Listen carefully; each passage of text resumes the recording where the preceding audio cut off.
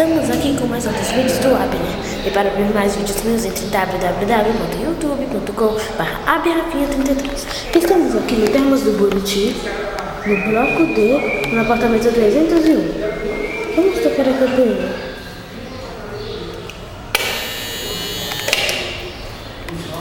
Travou, né? Ops! Lá vem a pessoa, vai abrir. Cuidado, ela vai abrir. Será que é um monstro, fantasma ou uma pessoa? Oi? Estamos aqui entrevistando vocês com youtube.com/abrafinha33. Como é o seu nome? Entrevistando pra quê? Primeiramente, precisa saber do que se trata? Se trata de uma entrevista. Entrevista, mas sobre o quê? Sobre coisas. Coisas? Tá bom. Meu nome é Judinete. Judinete, você já comeu abacaxi com quiri? Já comi o quê? Abacaxi com quiri? Não! Eu não boto nesse menino! Você já fez xixi nessas piscinas?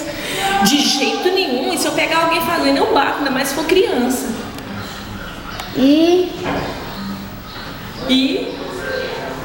você está na sua casa assistindo televisão, fazendo o quê?